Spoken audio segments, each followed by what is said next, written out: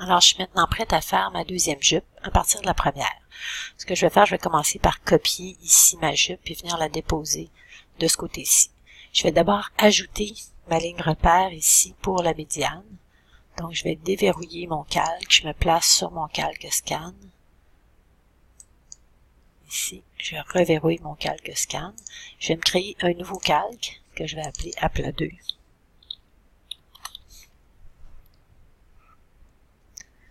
Et maintenant, je vais aller copier mon premier aplat. Ici, je le sélectionne avec la flèche noire. Je peux faire copier-coller. Donc, CTRL-C, CTRL-V. Placer la deuxième copie ici et m'assurer que je place ma copie sur le calque numéro 2. Clique et glisse le petit point rouge pour le mettre sur le calque aplat 2 et je vais verrouiller aplat 1. Donc ici, je vais m'assurer d'être vraiment placé sur ma médiane. Donc, je vais sélectionner mon aplat. Je vais déverrouiller scan, je vais sélectionner ici. Oups, CTRL-Z. Je vais sélectionner aussi ma ligne guide. Je vais demander d'aligner sur l'objet clé, qui est ma ligne guide, et d'aligner vers le centre. Faut bien sûr ici pas sélectionner l'image. Donc, aligner vers le centre, et ensuite, je reverrouille mon scan. Donc là, je suis prête ici à dessiner ma deuxième jupe. Ce que je vais devoir faire, c'est enlever d'abord la couleur de remplissage partout pour voir mes lignes dessous. Et je vais devoir ici venir couper la moitié de ma jupe. J'ai une jupe avec une ouverture sur le devant. Donc, je vais devoir évidemment aller chercher une demi-jupe pour pouvoir avoir le petit décroché ici qu'on peut voir. Là, si je rends non visible, le petit décroché de superposition que je vois ici. Donc, je vais supprimer certains éléments. Je vais prendre ma flèche blanche plus. Je vais supprimer ici la portion au dos que j'ai avec le petit curseur de fermeture à glissière. Je vais ici supprimer les poches. La poche du côté droit au complet. La poche du côté gauche, je vais conserver uniquement la patte que je vais récupérer pour faire cette poche-là. Donc, je sélectionne cette partie-là ici. Je vais sélectionner les pinces des deux côtés et les découpes ici et les découpes de ce côté-là. Je vais conserver mes découpes ici. Donc là, je vais venir couper la moitié de mon aplat. Donc, je me place vraiment en zoom rapproché. Je sélectionne tout. Je vais utiliser pour couper l'outil ciseau. L'outil ciseau va couper les lignes. Et je vais donc sélectionner un point précis où je veux que ma ligne soit coupée, qui est mon point d'ancrage. Donc, je m'assure qu'on voit vraiment le point d'ancrage qui est nommé pour être vraiment par-dessus mon point d'ancrage. Et je vais descendre ici, tout le long. Et aussi la partie du bas. Donc, je sélectionne tout. Et je m'assure d'être vraiment sur mes points d'ancrage. Je vais ensuite sélectionner tout ce qui est du côté droit. Je vais oublier de couper un point, qui est celui-là ici. Donc, je sélectionne tout ce qu'il y a du côté droit. Et je supprime. Et je vais travailler sur cette partie-là. Donc, je peux maintenant aller sélectionner ici ma patte, mon groupe au complet, l'amener ici au bon endroit, faire la rotation, ici, dans le bon angle, et grossir mon objet pour qu'il corresponde à ce que j'ai sur mon aplat.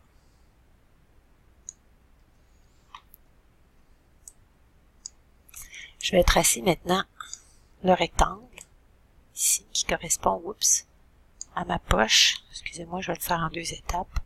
Donc, je vais commencer par tracer mon rectangle. Et ensuite, avec rotation, je vais lui faire la rotation. Je vais l'amener ici, le superposer. Et ajuster légèrement. Donc, on peut voir ici que mon aplat, le deuxième aplat que je fais, il est quand même assez différent en largeur que le premier. Mais en fait, ce que je veux, c'est que mes jupes aient toutes la même grosseur et on sait que le dessin manuel est un dessin qui est moins précis. Je vais maintenant sélectionner ici le devant de ma jupe. Je vais venir fermer cette forme-là ici avec une ligne médiane. Donc, comme mes points sont parfaitement alignés, je pourrais utiliser la fonction joindre et mes deux points qui sont ouverts vont venir se rejoindre par un tracé. Sinon, j'utilise ici mon outil plume en m'assurant que je viens vraiment me raccorder avec le trait diagonal et jusqu'à ce que j'arrive sur la partie ici où on voit le petit zéro à côté de la plume qui m'assure que mon objet est maintenant parfaitement fermé. Je vais copier ici mes lignes. Donc, je vais copier ma ligne de surpiqûre. CTRL-C, CTRL-F. Je vais l'amener ici sur la surpiqûre un peu plus bas. Je vais ajuster mon point ici pour le prolonger jusqu'à ma couture de latérale. Encore une fois, CTRL-C, CTRL-F. Je descends un peu et avec la pipette, je vais copier les caractéristiques de ligne complète. Donc ici, un petit manque de précision, là, je vais sélectionner ma ligne et m'assurer que je la prolonge ici jusqu'à ma couture médiane. Je vais faire aussi le bouton. Donc ici, l'outil ellipse, un cercle parfait avec Shift. Je veux une ligne pleine. Je vais prendre une caractéristique de ligne un peu moins grande et je vais tracer ici la boutonnière. Oups. Avec le bout arrondi. Comme ça ici. Bouton. Boutonnière. Aligné parfaitement ici, horizontalement. Oups, CTRL Z. Il faut sélectionner toujours les objets avec la flèche noire. Aligné ici par le centre et groupé. Il me reste à faire ici mes deux surpiqûres. Alors, je vais commencer par faire un tracé parfaitement vertical. Et ensuite, je vais étirer ici mon levier.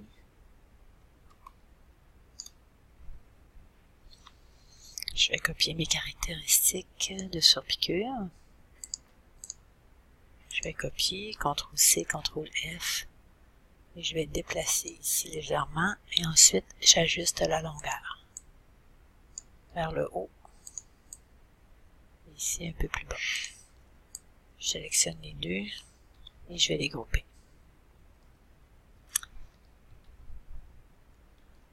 Donc maintenant, la découpe.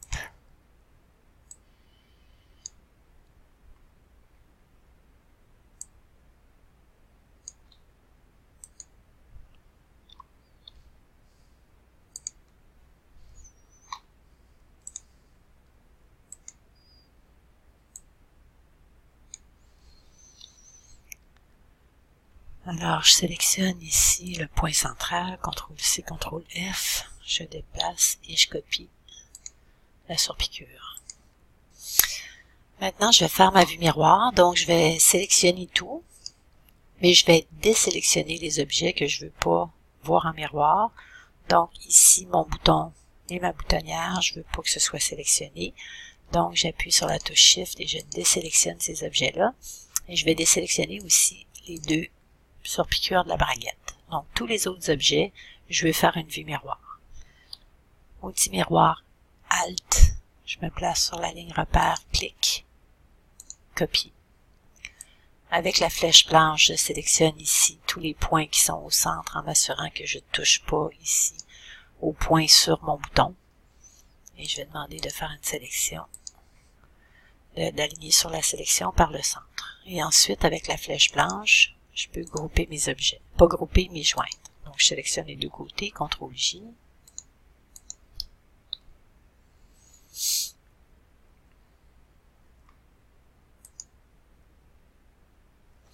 Donc ça, je vais garder mes devants séparés parce que c'est deux côtés qui sont séparés.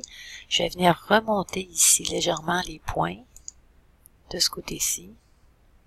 Le point de ma surpiqûre. Ici. Donc je les remonte légèrement pour créer le petit décalé qui est là. Et je peux faire la même chose ici sur ma couture. Donc, léger.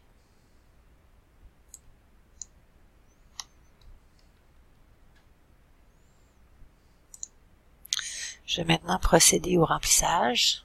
Donc avec la flèche blanche, toujours, je sélectionne les objets, côté gauche, côté droit, le dos, remplissage, des deux ici, petite poche, ainsi que les deux pattes, le bouton aussi, le bouton là, remplissage en blanc.